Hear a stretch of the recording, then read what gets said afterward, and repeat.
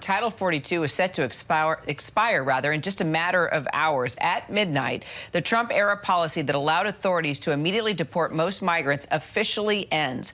This means tens of thousands of people currently waiting in Mexico will be able to apply for asylum in the U.S., but it's going to be a lot harder and riskier as there's new rules for asylum seekers. Plus, if denied, there will be a 5-year ban on re-entry to America. The Secretary of Homeland Security, Alejandro Mayorkas, addressed concerns during a White House press briefing, but insisted his agency has the situation under control.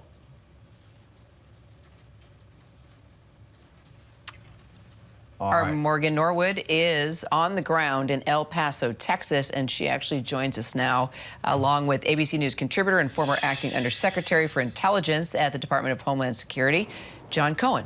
All right. So, Morgan, let's begin with you. What are you seeing right now in El Paso? Tens of thousands of migrants await the end of Title 42. Lots of them trying to get in before it does end and get access to the United States under the old rules. Right. Well, Terry, hundreds of migrants continue to show up here at the border crossing right behind me. And look, we have seen it in waves. At times there have been buses waiting to pick them up. At other times they kind of pile into Border Patrol vehicles. And look, we have seen men, women, even children escorted out of these gates and lining up to be processed. But, I am gathering that there is a real sense of urgency as many are trying to make it through the eclipse of two different immigration policies.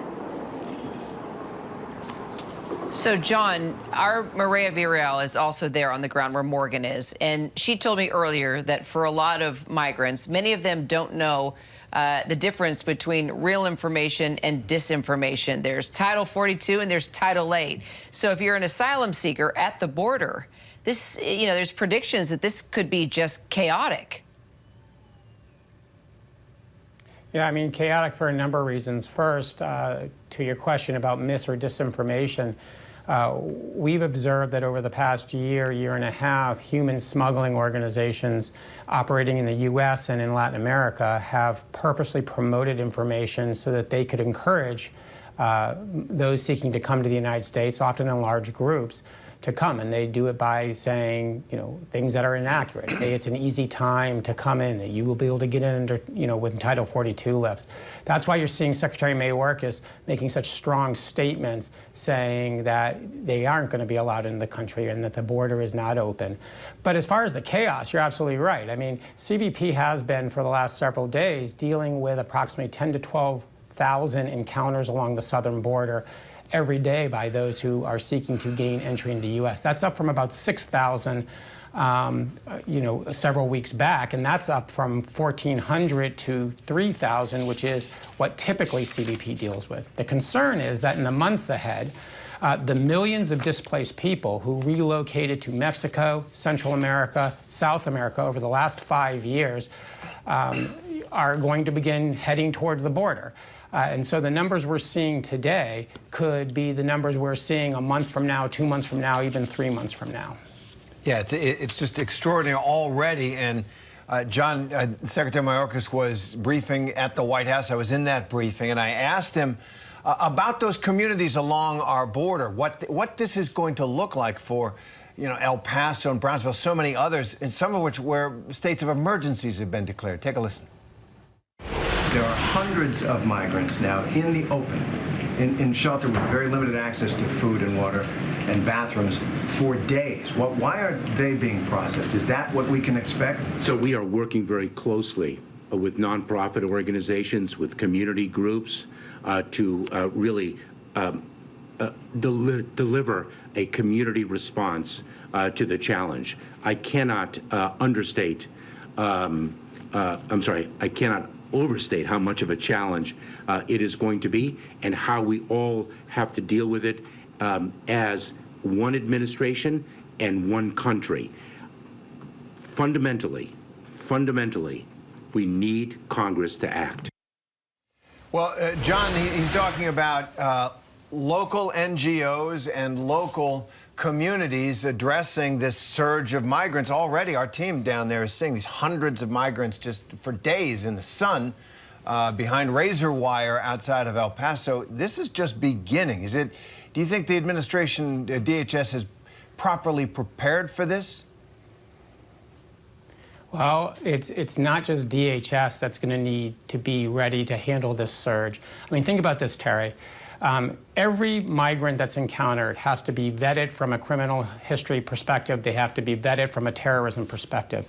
Every migrant needs to be screened medically and provided medical care if they need it. They need to be transported to temporary housing. They need to be interviewed as part of the adjudication process if they're not immediately expelled and there's a potential that their claim will be successful. And they then need to be temporarily housed. The goal is not to keep them at the border city or along the border. The goal would be to transport them and relocate them farther into the interior. DHS needs to take the pressure off the border.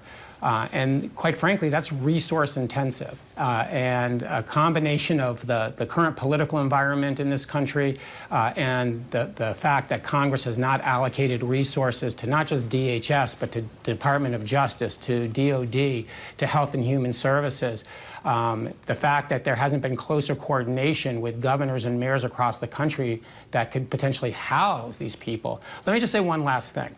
As I said earlier, there are literally millions. Some estimates are 10 million people in Central and South America, as well as Mexico, that a significant subset of which may seek to come to the United States. They're fleeing violence, they're fleeing illness, they're fleeing lack of economic opportunity. They have relocated from their countries of origin into Central and South America, and they are heading here. So we need to put politics aside. We need to come together as a nation. We need to make sure DHS and the other parts of the government and non-government world have the resources they need to deal with this humanitarian situation.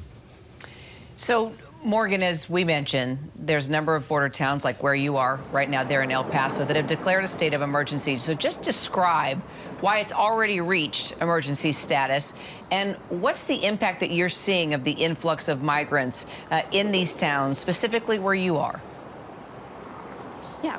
Well, look, Kira, it's no secret that state of emergencies, right, unlock resources. So cities like El Paso, they've been sounding the alarm about this, saying that they just don't have it. The facilities, the shelters to take on this surge. And look, that's been the case for many other border cities as well. Look, here in El Paso, we've got schools turning into shelters, churches also opening their doors, you know, even thriving throughout the streets of El Paso today. And yesterday, we saw migrants sleeping on the sidewalk.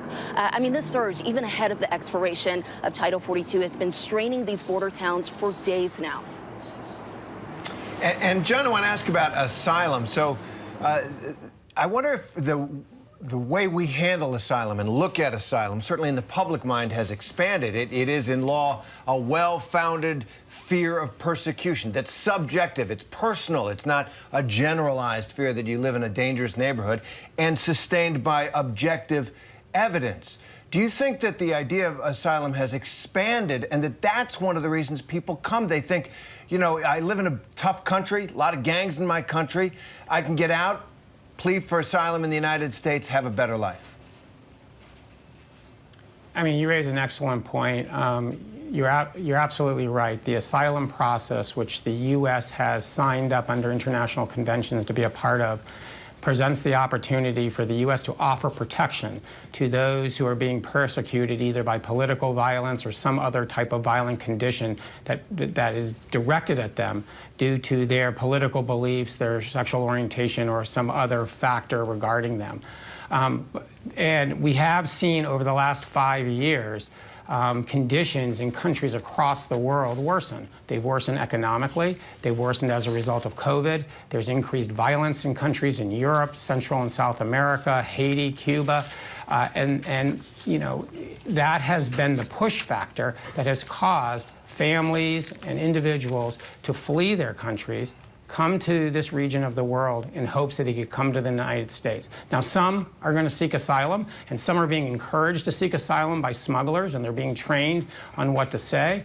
But in other cases, people are seeking to flee the violence and the lack of economic opportunity or the sickness that occurs in their countries and seek the protection, seek a better life in the United States. Those are the conditions that are driving the current surge that we're experiencing today.